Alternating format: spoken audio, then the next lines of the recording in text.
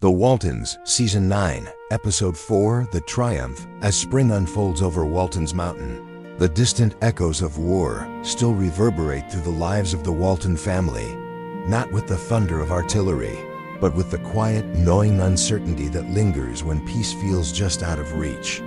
Though the war in Europe has officially ended, for the Waltons, the conflict is far from over. Their youngest son, Ben, remains stationed in the Pacific, still in harm's way as plans for an invasion of Japan intensify. Back home, his wife, Cindy, carries not only the weight of separation, but a growing dread, sharpened by dreams so vivid, they feel less like imagination and more like warning. One night, she wakes screaming, convinced Ben stood at the foot of her bed, surrounded by enemy soldiers with rifles and bayonets drawn. Though the room is empty, her terror is real. The family rushes to her side, soothing her fears. But no one, not even Korobeth Godzi, who recalls her own aunt as uncanny premonition about a death across miles in time, can dismiss the chill that settles over the house. Meanwhile, in Paris, John Boy Walton works for the Stars and Stripes newspaper, a man caught between duty and desire. When a Parisian woman named Simone Beringer seeks him out, asking him to write a story about the hidden landmines still claiming innocent lives across France, he declines. Too busy. Too close to discharge. But when he invites her to dinner, only to be gently refused, something shifts inside him. Not yet understanding why, he returns to her bookstore that very night, hoping to convince her otherwise, only to find her resolve as firm as his own hesitation. Back in Virginia, Ike Godzi finds himself unexpectedly entangled in the bureaucracy of post-war America, facing formal charges for violating rationing regulations. It's a quiet scandal, almost absurd in its pettiness, yet it underscores how the war's shadow still stretches into daily life, even on the mountain. Cindy visits Ike's store again, searching for news, any news from Ben. But there is no letter. No word, only silence, and the growing sense that something is deeply wrong. Half a world away, Ben and his friend Norm survey dense jungle terrain near their camp as dusk falls. Norm insists it's safe, already cleared by the Marines. But Ben hesitates, his instincts shout caution. And from the thick undergrowth, two pairs of eyes watch them, silent, motionless, waiting. Later, John Boy tries again, this time meeting Simone at her door, late at night, offering chocolates and a second chance at dinner. But she remains unmoved, until fate intervenes in the most tragic way possible.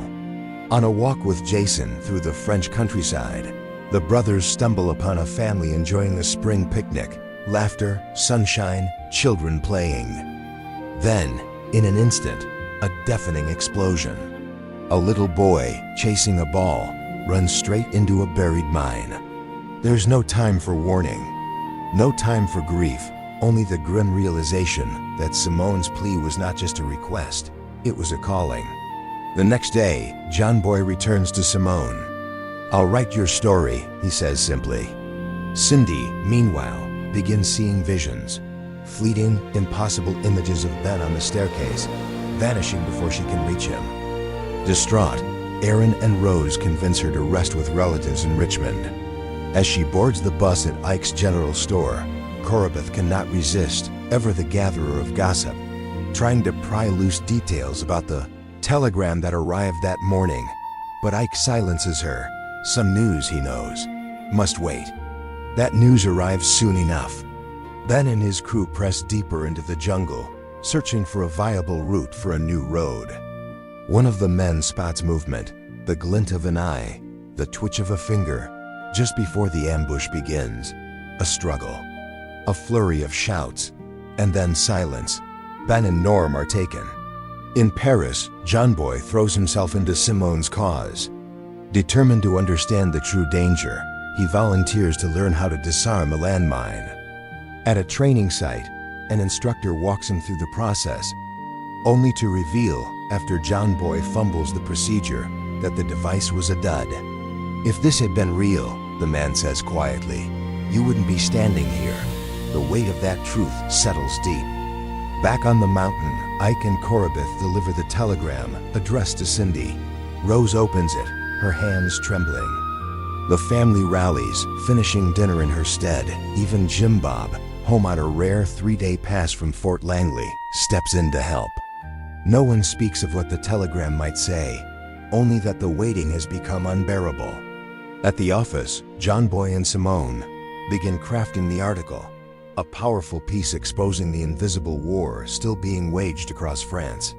In the midst of their work, he receives a letter from Elizabeth, heartfelt, vulnerable. He reads it aloud to Simone, who listens, then offers a quiet observation. There's a thread that ties them, firstborn and lastborn, each carrying the hopes of their family into uncertain futures. When John Boy brings Cindy home from Richmond, the moment arrives. Rose hands her the telegram. Cindy cannot bring herself to open it. "You read it, John," she whispers. "Ben has been taken prisoner." The words hang in the air like smoke after a blast, heavy, suffocating. That night, the Waltons gather on the porch. The crickets sing, the stars blink above. Cindy steps out to join them, holding a letter, this one from Ben, written 3 weeks earlier. In it, he describes a dream, arriving at the Norfolk docks, seeing Cindy and little Virginia waiting for him. A dream of return, of reunion, of peace. Cindy looks up, calm now, resolute. "Our dreams," she says softly, "they're not just dreams. They're promises." Weeks later, John Boy's article is published, and its impact is immediate.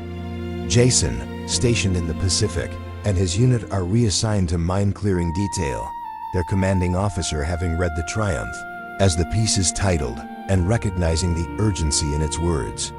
In Paris, John Boy returns to Simone one final time, not to the bookstore, but to their fountain, where the puppeteer still slumbers under the stars, wine bottle at his side. This time, there are no pretenses. John Boy asks her to marry him, to come home with him, to Virginia, to his family, to a future built not on war, but on stories, on love, on healing. But Simone, ever the realist, ever the woman of her city, shakes her head. "You are needed on your mountain," she says. "And I am needed here." It is not rejection. It is recognition of duty, of place, of timing. And so, when Elizabeth sees him walking up the driveway days later, suitcase in hand, shoulders weary but spirit intact, she runs to him, not with questions, not with reproach, but with the pure, unreserved joy of a sister welcoming her brother home. War may have ended in Europe, but for the Waltons, the true triumph, the quiet, enduring victory of hope over fear, love over loss, is just beginning.